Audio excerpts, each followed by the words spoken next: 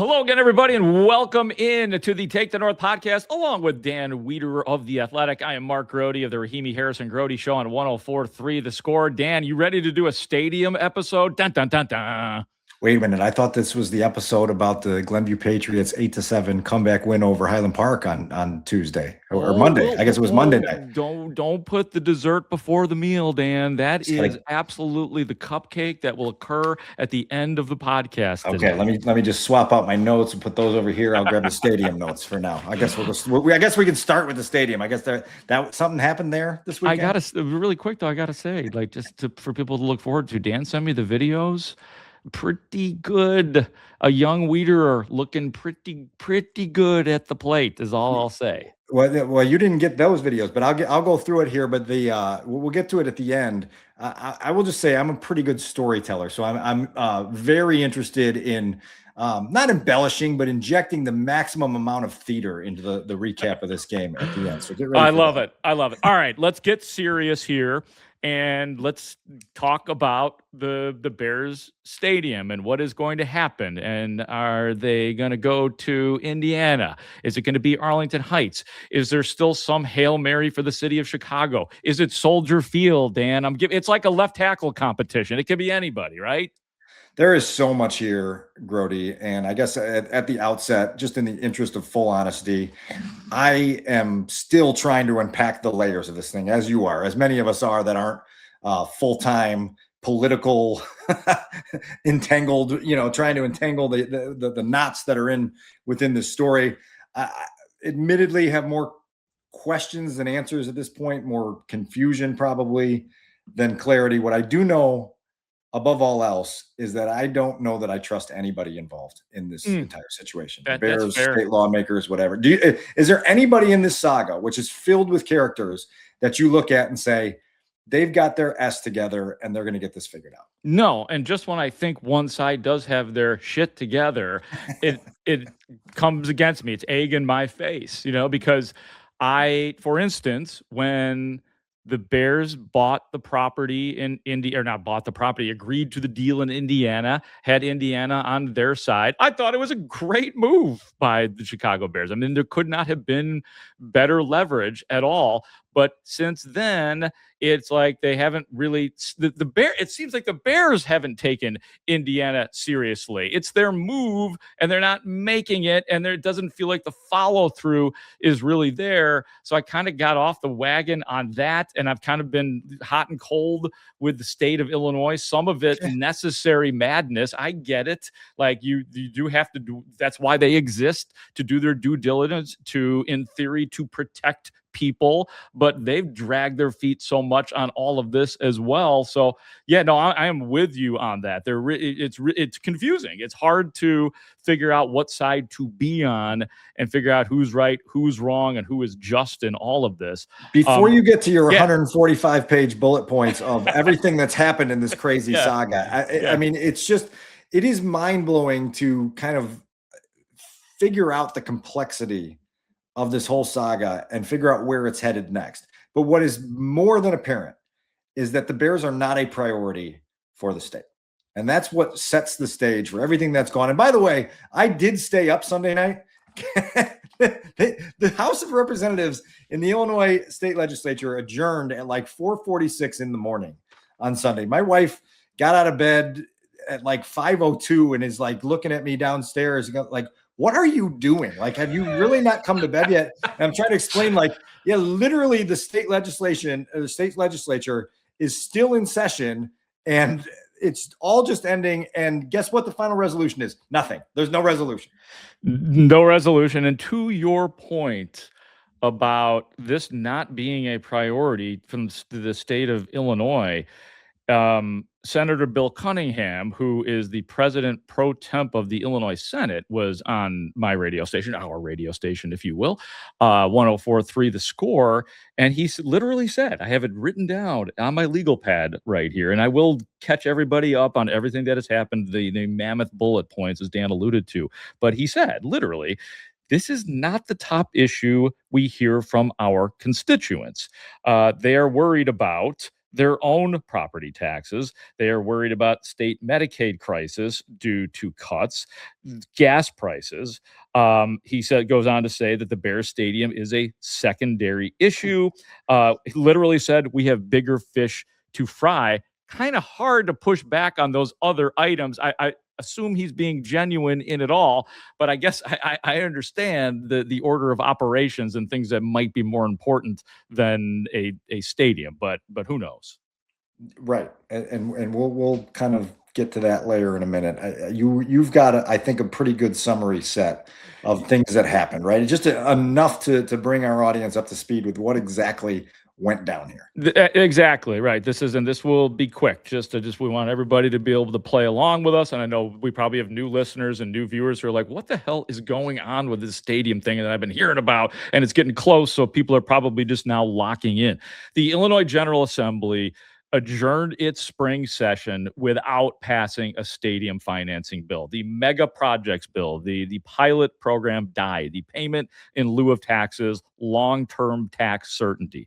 The state Senate leaders officially acknowledged the plan did not have the votes. They threw it out largely due to fierce pushback from Chicago lawmakers who oppose subsidizing the team's exit from the city. On Sunday, the day that Dan stayed up 24 hours, I was up late too. I was not pulling the weeder though. On Sunday, it was very exciting though. Lawmakers new compromise was called the Municipal City Authority Act. That would allow Cook County municipalities with populations over 70,000 to create a public stadium authority. The Bears would entirely finance the stadium, but transfer ownership to the municipality because the building would be publicly owned and the Bears would pay property taxes on the stadium, or zero, I should say, pay zero in property taxes on the stadium itself. Very important distinction, isn't it, Dan? It's not only a very important distinction, it goes against everything that these lawmakers said for months, which was we don't want to give the Chicago Bears a huge tax credit. We don't want them paying discounted property taxes on the property in Arlington Heights. We cannot afford to do that. And then they crafted a bill that said they pay no property taxes whatsoever. So I still have not been able to wrap my brain around that or gotten a good explanation on how suddenly that's better for the taxpayers of either Illinois or Cook County or whatever else than an actual bill that had the Bears paying more property taxes in Arlington Heights than have ever been paid on that specific plot of land. So anyway, continue. No, it's a great point, and it's an interesting turn. So here we have the Municipal Stadium Authority Act. The vote passes in the Illinois Senate. 37-17 was the vote at 3:30 in the morning. Were you up at 3:30? You said, Dan. Were you up for that vote? I went the distance. I had to put a story together as soon as all of this had finality to it. It was like a lot of the games last year that the Bears played, where you're like, okay, I've got something ready. Oh, I got to revise it. Oh, something else just happened. This just screwed up the entire, context of what this lead was going to be. Oh, by the way, now they have just adjourned and nothing occurred. Nothing happened. That is exactly right. That's the next part. An hour later, 4:40 in the morning, the Illinois House adjourned without ever taking up the bill at all. So here we are, last couple things, and we'll pick up the new stuff. Conversations will have to continue over the summer. Lawmakers will not return to Springfield until November unless a special session is called. And it's a long shot, folks, that a special session would be called because, as Senator Cunningham also said, it's never a good idea to call a special session. Not a problem that demands a special session. More on that in a second. The last thing, though, for now, that I want to read because it's important for the story. The only thing the Bears have said about this is their succinct statement from the Chicago Bears and all of this. The team will finalize our evaluation of both Arlington Heights and Hammond and remain on the late spring, early summer timeline that we have previously communicated. We'll provide an update when we have a decision to share. And Dan, if that is true, that they're going to keep their deadline, of now or early summer, because it's late spring right now. I looked it up. And if that is what they're going to stick with, and this in special session is probably not going to happen, is it feeling a whole lot like Indiana again? Where are we? Indiana is the only thing that's available to them at this point, right? With specific legislation passed to get this project started. And so the way it was described to me at some point on Tuesday was that the Bears are in full-blown limbo right now with this whole thing. They're being asked by Illinois lawmakers, let's wait and see what we come up with next. After 3+ years of this, and really, as we've talked about before, 5 years since putting in the initial bid on the property in Arlington Heights, how much longer should the Bears be expected to wait and see? Right. And so that's one question that exists in this. You bring up the idea that a special section is unrealistic here during the summer for Illinois lawmakers. And it's unrealistic because they have said out loud multiple times there's bigger fish to fry. This issue is not on our radar. Our constituents don't care about this enough. That's hard for diehard Bears fans to understand. It's hard for people like you and I, whose world revolves completely around what happens with the Chicago Bears, to understand these people that are just basically saying, we don't care. Like, we really don't care about your stadium, which is fine. It's a fine point to take. It's a fine stance to stand in. But the Bears now have to react to that, right? And they have to decide what they're comfortable with their patience level, with what they are trying to accomplish, and figuring out what is potentially available to them up the road versus what is sitting there with a deal in Indiana right now.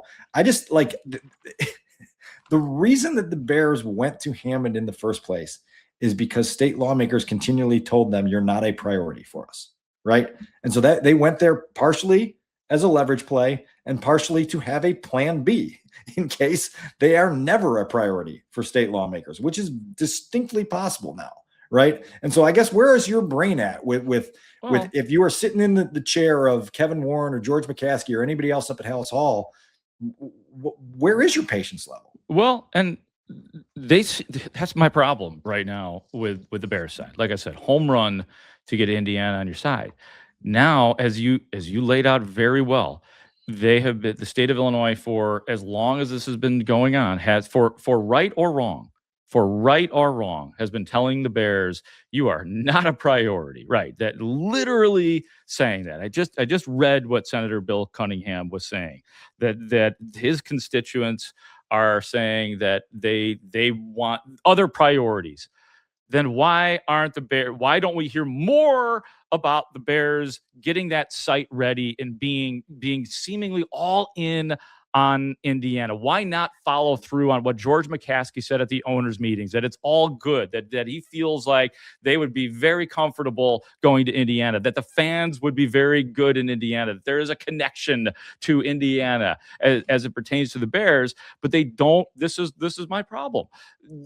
Whatever, if it's BS by the state, if they're just holding this whole thing up, then why are they not being more serious about going to Indiana? Because, and maybe that's what they're talking about. Maybe that's what's going on right now, because I'll be transparent, and we're going to play some audio from Bill Cunningham, which does not put the Bears in a good light.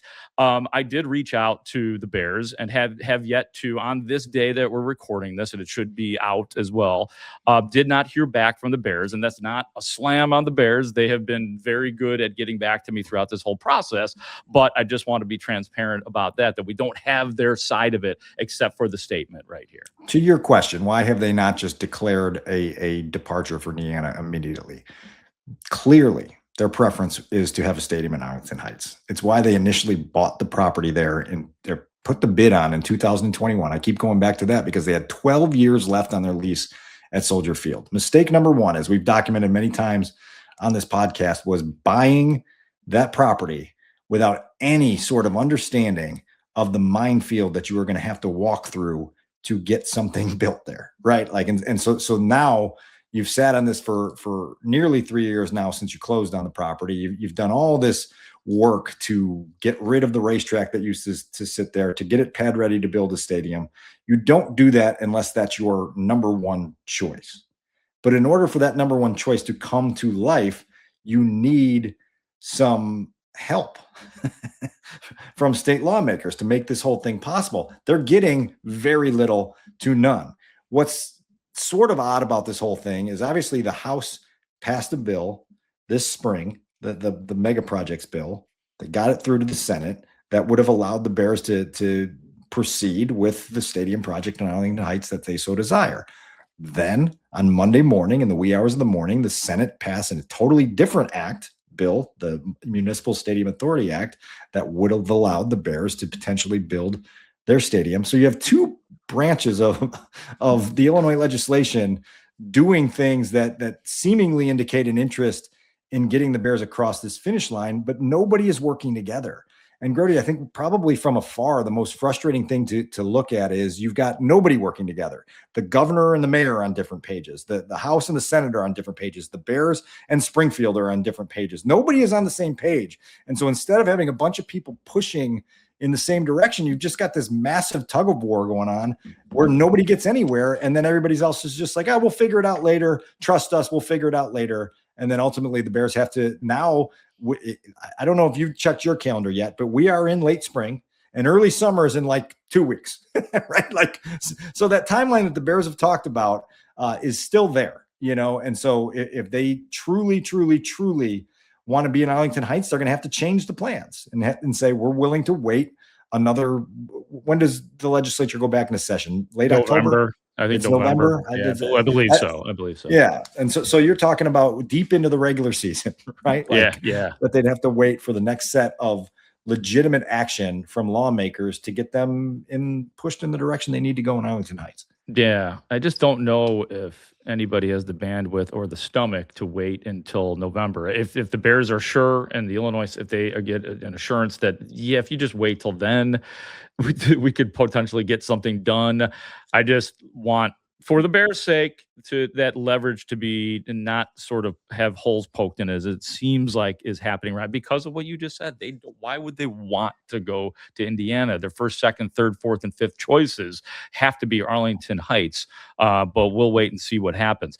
A big part of this, and we've alluded to it several times, is the city of Chicago part of this, and specifically Mayor Brandon Johnson and Kevin Warren potentially as well. From all accounts here, I'm going to read a new tweet regarding that from the mayor, but first just building up to it. Senator, you know what? Let me read the tweet here. This is from Paris Schutz, who is a political reporter now for NBC5. And he writes the following: Mayor Johnson says recent discussions with the Bears were more advanced than previously known. He says city officials have been discussing the, quote, term sheets with Bears on a lakefront stadium proposal. The Bears have said consistently that Hammond and Arlington Heights are the only two sites in play. Consistently. And that is the tweet. And then let me just read this, and I want to hear what your reaction to all of this is, Dan. Another thing that Senator Bill Cunningham said, he said, as it pertains to how the Bears have been handling this, he said, pivoting between various plans back and forth between Arlington Heights and the lakefront, and that shifting continued right up until the spring, when they were, the Bears, publicly saying that there was a binary choice between Arlington Heights and Hammond, while they were, according to Bill Cunningham, conducting, let's call them, back channel discussions with the city of Chicago. Those discussions, according to Bill Cunningham, completely undermine their efforts in Springfield. So your reaction to all of that, Dan, that maybe the Bears and the city have been doing a little dance when most of us had dismissed it because of what the Bears have been saying publicly, and that is that there are two choices. Well, I need to know more about the specifics of these renewed flirtations, and what somebody has got to be willing to put that out there. You know, if you're willing to say that the Bears came back to the city with dreams of reviving the plans in the city, what exactly were the nature of those discussions, and what exactly was being presented and pitched? Because look, like, were you at the 2024 draft week presentation at Soldier Field? Were you at that? I was there. Yes, sir, I was. So was that 2025? I lose track That of was time. 24. It was actually it actually popped up on our show the other day, the Rahimi Yeah, it was and Grote show, 24. and I was like, "Holy shit, 20! That's 2 years It's ago. more than Everything's getting away. It's all getting away from us, man." so, right. Yeah, exactly. And that's what's even more frustrating about this whole saga is you can't keep track of time anymore. But that like the Bears spent more than a year trying to make a lakefront stadium vision come to life. And at that time, city officials, state lawmakers said, no appetite for it, don't want to pay for anything. Sorry, can't make it work. It's never going to happen. We don't have the money. We're broke. We can't make it happen. We've got other bigger fish to fry. There's other priorities. And then it died, understandably. And then there became one choice, and it was Arlington Heights. And then Arlington Heights wasn't a priority. And then there became a second choice, and it was Hammond. Grote, all this is to say is that there's just like I said this the other night. If you're looking for a finger to point, you better have both hands ready, and you might want to get about 5 or 6 of your neighbors, right? Because there's a lot of fingers to point at a lot of different people, and we could go through a whole list of main characters that have found a way to make this more complicated than it probably needed to be. And look, like Kevin Warren is in the center of that list as well. Like he was brought here to advance this stadium project much further than it is currently advanced here on June 2nd, 2026. They have failed in their efforts to bring this thing to life. There is no way to not chalk this up as a loss at this point. Can they rally and get a victory somewhere down the line here? Hopefully. But right now, they've failed in what they are trying to do, and they failed for a number of different reasons. And there's other people on the other side that deserve some of the accountability for this. But it's just a mess, and it's a mess that needs cleaning up, and nobody seems really that willing to clean it up, if you ask me. Pretty amazing. And as we are recording this podcast, a little bit of I don't know if it's breaking news. It's more of the same, actually. And this is from Brett Bugansky of Fox 32. What a good reporter he is. I've been knowing Brett for a long time. He just tweeted this a few minutes ago. Mayor Brandon Johnson's office confirmed with me there were several meetings between the city and Bears management and council regarding terms for a new lakefront stadium in Chicago. What was that, Dan? I just said who and who. Like let's stop with the vagueness. Who was meeting? Give me the names of the people that were meeting. Give me the specifics of what was being talked about. I feel that this is why I said at the outset, like I don't really trust anyone in this saga because everybody just goes out and they proclaim things, and then when they're asked hard questions, they sort of turtle and they don't come back to reality with what's being asked of them, and that applies to again everybody involved here. And so if you're, it's the old names situation, right? Like, give me the specifics. What exactly? You going Barry Bonds on us here? Who? Name names. But you know what I mean? Like, if you were this comfortable now at this stage of the process, putting this out there, right? As clearly it's posturing for a reason, right? From the mayor's office and other representatives in Chicago. You're doing this for a reason. You're doing this to say, like, this is why this didn't get passed. Put your blame over there.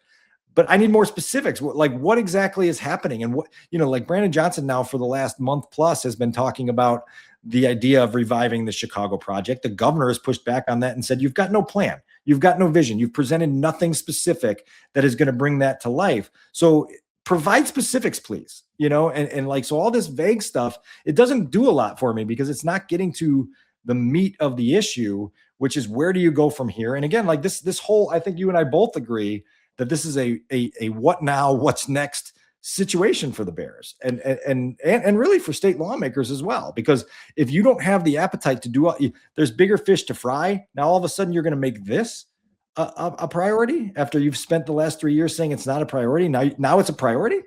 Yeah, it's crazy because at first when you started to hear stuff from Brandon Johnson's office, it felt desperate. It felt easily squashable, and maybe it still is. But now there's a lot of smoke. There's a lot of smoke here, like that. Maybe the Bears were talking to the city of Chicago, and again, we don't know. We've not heard other than the statement that the Bears left that essentially that their goal is still to make sure they have a stadium nailed down by late spring or early summer. The Bears right now are not reacting to all of this, so we're not able to completely provide their side of things. Let me play this for us, Dan. Oh, and by the way, I should point this out. you should be listening to this podcast. It drops on to the Tuesday of this week, and on the Thursday of this week, the score will be had. The show on which I work, Rahimi, Harris, and Grote. We will have Mayor Brandon Johnson on, and I will ask some of these questions. Who knows what we'll learn in the next 48 hours? Maybe it'll be spoiled and we'll know. But if these questions are not answered, Dan, I promise you that I will ask these questions to the mayor of Chicago. You and I are going to do a session at Haugh on Wednesday where we practice you interrupting answers to questions you didn't ask, right? Like that's how that's the whole thing. You're right. You're right. I actually talked to David Haugh, who's had a number of people on here recently talking about the stadium matter, and they had Maria Pappas, the Cook County treasurer, on last week. And I said, you did a really good job. It feels like those Sunday morning political shows you watch on TV where a question is asked, and then the subject spends the next 4 minutes answering something that wasn't asked. And you have to, like, a minute and a half in, you have to go, wait a minute, that's not what I asked. That's not what I asked. or that's all good, but why did you talk to Chicago about that? Re-ask the question. I don't know if I'm as good as David Haugh, but I am going to damn well try. I am going to practice. We'll suss this thing out, Weed Man. Don't you worry. Class at Haugh will be you sitting across from me in a chair going, that's not what I asked, repeatedly, right? Like, and you need to do that twice in this Thursday interview on the Score to satisfy me.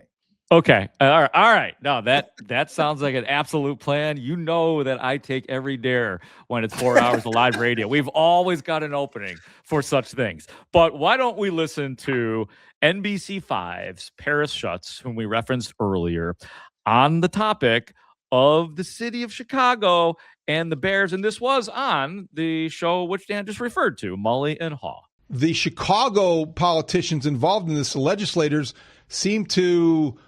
that threat of them considering or reconsidering Chicago seemed to stall the process in a way that maybe wasn't expected. So how would you characterize those conversations between the city and the Bears? So everybody I talked to in the legislative realm, David, is basically saying it wasn't just a conversation. It was many conversations, that this is absolutely real, that these conversations started happening. And these legislative sources blame the Bears for reopening those conversations while they were working on this bill. They were in good faith, they say, working to get this pilot, this mega projects legislation done, because that's what they thought the Bears wanted. When they found out the Bears were having these conversations with the city, they're like, what the heck, guys? Like, you're blowing our leverage here to get this done. And so, yeah, you're right. All of a sudden, some of these city lawmakers are saying it's a bluff. They're not going to Indiana. Chicago's still in the game, so we're not going to vote for this. Now, do they really believe that? I don't know. There's a political aspect of this, too. Sometimes people just want to cause trouble. And I think you've seen that with the Chicago Teachers Union, the most powerful political organization in Chicago. Sometimes they just want to cause trouble, be it for the governor. Sometimes they think it's good politics to say, why are we helping out a multi-billion-dollar organization when property taxpayers can't get relief and gas prices are up and energy prices are up? And by the way, that was a real political conundrum here that the Bears didn't quite understand, was that they thought we're the Bears, everyone loves us, and so everyone's going to want to make sure we stay in Illinois. Poll after poll saw that, the vast majority of people said not on the taxpayer dime. And lawmakers kept telling me, look, constituents come up to me and say, help me with my gas prices, help me with my energy costs, help me with my rent, help me with my property tax payments. So I think the Bears miscalculated the political reality that they were going to have to do more work than they did to persuade people because of this reality, because we're in a climate where people don't want their tax dollars given away to big organizations, and because individual costs are so high right now. So politics plays a part in this, policy plays a part in this, but those Bears conversations with the city of Chicago, again, multiple people in the governor's office, in Senator Cunningham's office, there were multiple conversations with the city of Chicago. It absolutely was real. That is Paris Schutz on the city and the Bears. And again, a lot of smoke there. And I thought it was interesting too. And I believe it was in reference to Illinois lawmakers or the politics of it all, that he said that sometimes they just want to cause trouble. They don't want to cause trouble for the sake of trouble. And I couldn't help but thinking of the line referencing the Joker in the Batman movie. So I had to look it up while it was going on. And this was Alfred who said it, because some men aren't looking for anything logical like money. They can't be bought, bullied, reasoned, or negotiated with. Some men just want to watch the world burn. Well, and that's part of the landscape here, right? And like, so one of the things that I have difficulty with this whole saga is the generalities, and nobody ever talks about the specifics. And so it's like, okay, you don't want to be giving taxpayer money to billionaires. Okay. Well, what were the Bears asking for in the pilot legislation? They were what, asking for? They were asking for the state to provide infrastructure money, $855 million of infrastructure money to support the stadium and the surrounding. That was going to go to the village, right? To do the infrastructure improvements needed to make that property go. The tax break, quote unquote, that they were asking for was essentially just a discounted rate on tax revenue that doesn't currently exist there. And that's the thing for months. When I've had conversations with people about this whole thing, I'm like, I can't get past this, because I think at the peak of Arlington Racetrack, they were paying like $3.5 million in property tax income to there. Anything that the Bears would have been paying just on the stadium alone in Arlington Heights would have exceeded what was being brought in from that property at any point during its previous life as Arlington Racetrack. In addition, the multi-use district that was going to be built adjacent to the stadium was going to be a fire hydrant of tax revenue there, because that was not going to be part of the mega projects bill. It was going to be, okay, somebody's going to develop this, and then all that property tax revenue is going to be generated by whatever goes there, whether it's, restaurants or office buildings or hotels or residences or whatever it is. That's all. It was all new money. And so it was like, it was going to be, it wasn't going to be as much as the Cook County assessor would charge if it was a regular property, but it was all going to be stuff that didn't previously exist. And so it's like this idea that there was like a masked robbery of the taxpayers. It doesn't compute for me. Like maybe I'm missing something, and maybe you know more than I do, but that part of it doesn't make sense to me. Yeah, no, I understand what you're saying. I think that's there will be people that will be hurt by it. I don't know, that devastated by it. But how? Explain how. Aren't the taxes naturally going to go up if part of this is publicly owned? Under the which bill, the mega projects bill or the Municipal Stadium Authority Act? That's a great question. That's a great question, because there's two different pieces of bills here, and so it's like that's why this whole idea by the Senate, where it's like, okay, we don't want to help give money to billionaires. Oh, by the way, we just crafted a bill at 11:30 on Sunday night on the last day of the state legislature that charges them zero property taxes. Like, what? Like, what did I miss in that one, right? Like, you don't want to do that, but then the thing that you proposed is saying that you're going to do even more than they were asking for in the mega projects bill. That is a contradiction. There is no doubt about it, and they put it on a silver platter, and now we wait. We got a couple more pieces of audio to play here before we post this episode. And I feel like we got to post this episode quickly because it's so fluid and things are changing. We don't want it to be obsolete. But J.D. Pritzker, the Gov, another one of the characters and players in all of this, on the potential of the Bears leaving the state. I don't want the Bears to leave Illinois, and I've worked very hard to make sure that they stay. Indeed, my original focus had been keeping them in the city of Chicago. They weren't able to find a property to make that happen for them in the city of Chicago. But the reality is I wasn't willing to give up billions of dollars of taxpayer money in order to give it to a billionaire-owned team, and believe very much that the incentives that we provide for businesses ought to be similar to the incentives we provide to this type of business. As much of an emotional connection as many of us have to the Bears and to keeping them in the city of Chicago or in the state of Illinois, number one principle is we're not going to foist this on the taxpayers of the state of Illinois. Well, I guess that's kind of more of the same right there, Dan. That probably puts you right back in the same place. But the one thing that I will give to the governor is that he is not putting his own legacy at this point ahead of his constituents, if you will, because it's easy to look at him and say, yeah, he's probably going to run for president. And yeah, losing the Bears probably wouldn't look good on his resume. He doesn't seem to care as much as maybe I thought he did about legacy and all that stuff. I agree with you on that. And so like, that's where some of this, it's really easy to stand in front of microphones and posture politically and make statements, and then to actually have to dig into the details of what's being asked for and what's being done.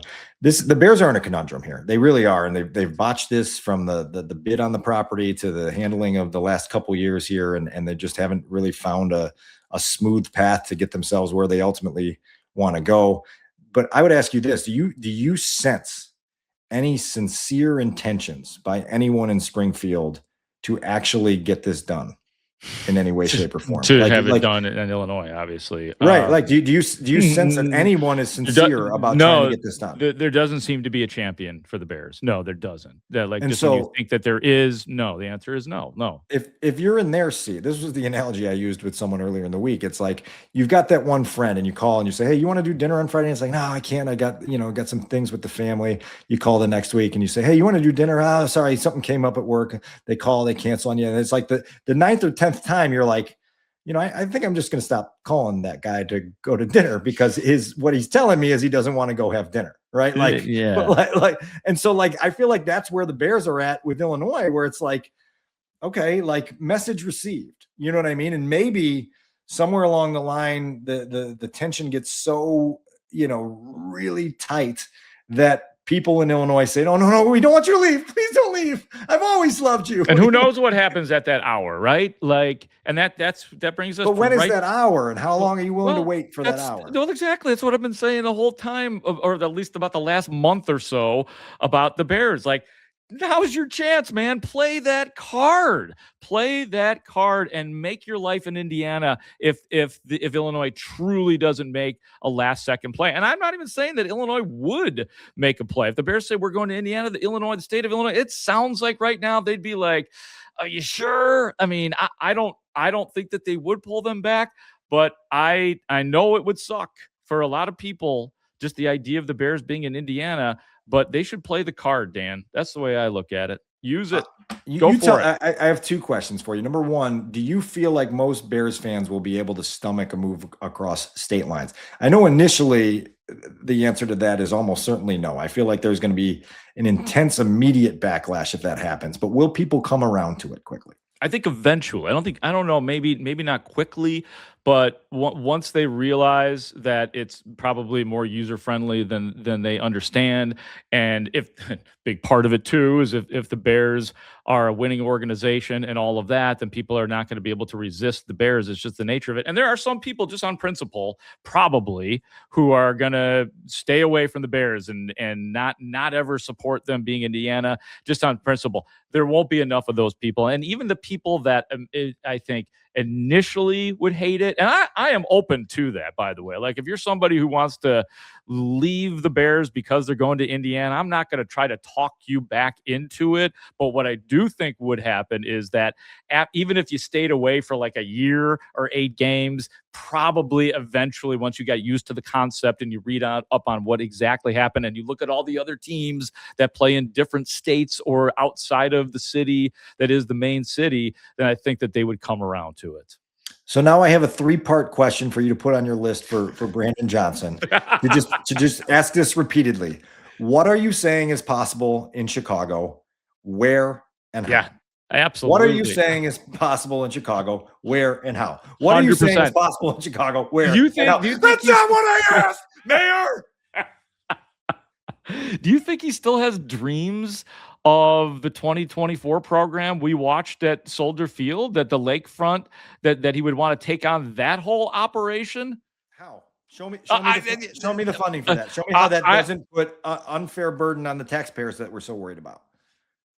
Yeah, absolutely. I'm trying to answer the question before he answers the question. Like, what could he possibly be thinking? I'm not sure if he still thinks, what was it, the land by McCormick Place? What was that called, or is called? Right in that place. What was that? I don't know. At one place. The museum campus, yeah, Yeah. you know, we're over there. It's all, Yeah. That whole it's all ball area over bearings. there. 78 is taken. The property. Yeah, guaranteed rate. I don't know. Are the Sox moving? Can they move? Somebody called the score and said, "Why don't the Bears move into guaranteed rate once Ishbia comes in and moves the White Sox to another location?" So, like, it feels to me like the Chicago vision that you just brought up, that ship sailed, right? Like, I think, are we in agreement with that? Even though that, I mean, we can't say that until we work our way through the smoke. I just opened the door to let some of the smoke out, but it's still here, right? Like I think the ship sailed. The question is the ship willing to turn around? You know? Yeah, but they keep talking about it. You can't turn the ship around if you're still dancing with them, if they are. And again, we don't know what's real. These are reports. We haven't heard from the Bears. The Bears have not confirmed or corroborated that they have been talking to the city or reopened talks as leverage, or if there's some reality to it. We just don't know with all the smoke that's still here. It's crazy. I've got all these printed out pieces of notes here, and I felt like I was going to be able to articulate myself a lot better on this episode. And I don't look at all these press releases I have. I don't feel like I've done a great job of articulating this. It just feels like we're so far away from something that's happened and something that's going to happen, right? Or is going to get off the ground. And it's like, you know, from the Bears' sake, you remember the last play of the 49ers game in December where it was like, it was this crazy game. And then it was like, oh, the Bears are at the 2, they got a chance to win this thing at the end. Yeah. And then it was like the play came in late and people were lined up wrong. Yeah. And I feel like that's what happened with them in Springfield at the end of this spring session. It was like, oh my God, we got it all the way. We're sniffing the goal line. And then it was like, they didn't get the play in on time. People lined up wrong. They scrambled around. And then Caleb just threw a duck to Jade, who wasn't far enough back in the direction of the football to catch it, and it skidded. And you're like, that was a highly unfulfilling ending to everything that happened leading up to that. Good job. By the way, we needed a football analogy to make it easy for our folks to understand exactly what was going on. Half-yard line, all that kind of good stuff. You know, I don't talk about the half-yard line. That's you. That's your. Oh, that was me. Okay. Everybody does it though, man. It's hilarious. I mean, if you watched all the cut, it was great. Like the local television coverage has been great, but many anchor doing the 2-minute, we're down to the 2-minute warning and all the fun football analogy stuff that the big boss that George McCaskey apparently doesn't care for that we throw out there.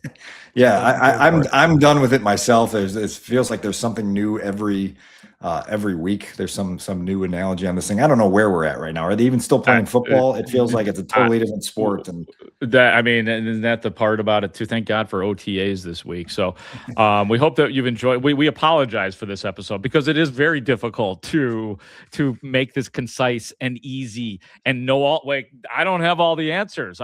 There's not enough information out there for us to actually know what has been going on because some of it has been so private, and quite frankly, some of the reporting on it has been surprising. And hopefully, Dan, we get there soon and this becomes very easy for us to spell out, and there's actually a shovel in the ground somewhere at some point in time very soon.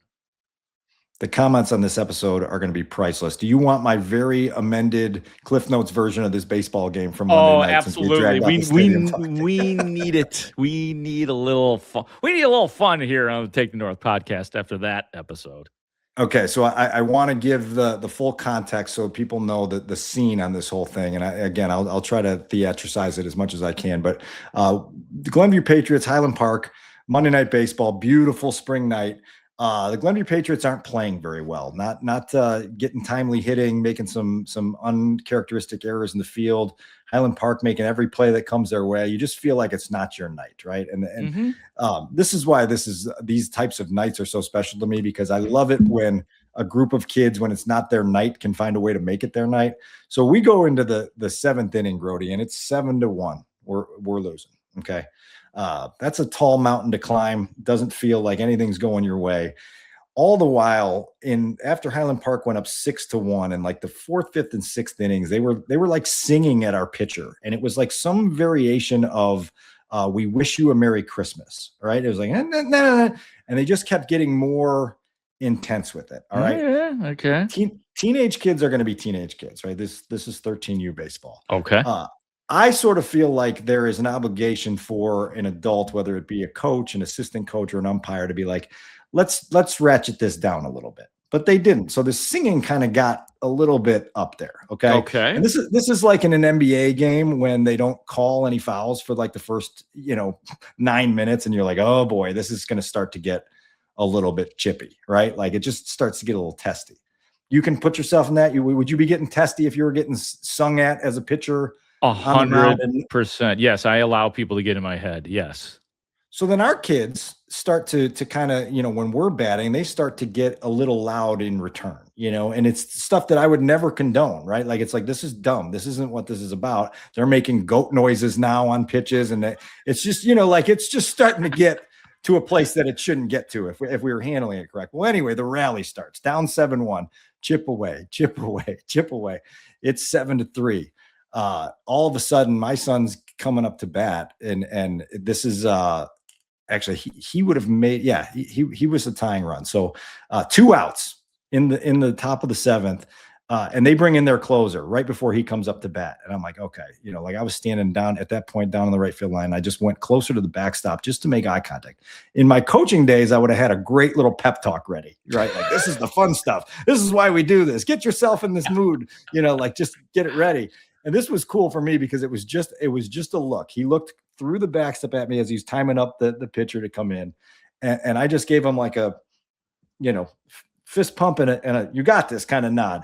And he gave me a very like calm head nod. Like, yeah, I do. And I was pumped about that, right? Like, all right, you're in a good mindset. Okay. So he singles to left to make it 7-4. All right. And so now he's the tying run on first. And I'm thinking, if I was coaching, I would go over there and be like, you're the tying run. If there's a ball in a gap, you got to get your ass home and tie this game. Go. Mm-hmm. Well, our 8-hitter, Cole Veit, big time shout out. I sent you the video of this. Yeah. It's a go ahead grand slam to dead center field. And it was kind of like the Dexter Fowler Game 7 homer, where it just hung up in the air for so long, where you're like, is this going to get out? I think this is going to get out. It's going to get out. And then it goes out. And the kids just absolutely freaking explode, as you saw in the video, right? Like, this beautiful. Down 7-1 20 minutes ago. Now all of a sudden you're winning 8-7 with this explosion of kids running around the bases. Inning ends. Obviously, we've got to go back in the field to close it. We've got our best pitcher, Jack Savage, who the Memorial Day tournament struck out 15 in a game. Not easy to do at this level when there's only 18 outs to get in the tournament. You strike out 15.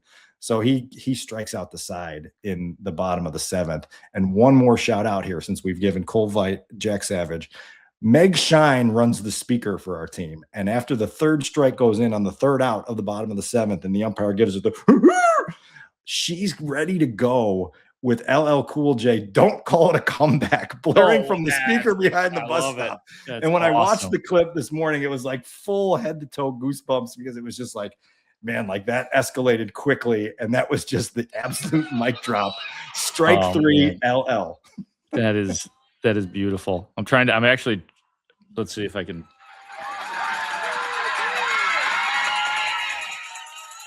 Or maybe I got the. That was probably the grand slam that you're trying. I thought this is, hold on. Oh. I thought I had the music on now. But anyway, that's pretty awesome, man. That's pretty thrilling. I wish you were. Did you have anxiety not being the coach, not being able to have that authority, even though you have the connection, obviously? This is another episode for us. I've had anxiety all spring. I'm not dealing well with being outside the dugout. It's not. I wondered, man. It's not a comfortable place for me. It really hasn't been. I'm starting to ease into the finding my place. You're helpless, right? You feel like a sense of helplessness, right? Helpless. And I also listen, like, I'll do the honk every once in a while. I feel like there are certain things over my time as a coach. I feel like I got really good at, like I said earlier, just timely messaging to kids, right? Like, and you want to just give a little timely messaging to get them in the right headspace, as well as just some like situational awareness, like pointing out, like, we're down 5 runs here. Do not get aggressive on the base pass. We need like 6 hits to win this game here. If you're trying to take 2 bases and it's not 100% chance of getting that second base, do not take the second base. There's little stuff like that. And so you're talking to yourself beyond the backstop, and yourself is like not listening to you. And so it's very, very anxiety producing. And kids, they need, like, that age, they need those reminders, even though they know it. And these are kids that they know baseball, they understand the rules. But you got to tell, hey, there's one out, so if that ball is hitting, to be ready to score on that play. You know what I mean? Like, be careful, but be ready. My last footnote on this: we got in the car, and my son was like, "Man, that last inning was like it was unfolding." And at first I was like, I don't know if I want to bat, like you start thinking about the pressure. And then he's like, and then they brought in that next pitcher and I started, swinging. And I was like, I want to bat. And I was like, yeah, man, like that's 100% of the time the mindset you need to have is I want to bat. Cause I was like, Cole Veit he just hit a damn game-winning grand slam that he's going to be talking about till he's 72. And there's no way you do that unless one, you're in the moment, and two, you're ready to attack the moment. And it's just like, yeah. So now like if you're in a tight game and the lineup's starting to go through it, you're saying to yourself on every pitch, I want to bat. Mm-hmm. I want to bat. No matter the results, I want to go up there and I want to fucking hit off this guy.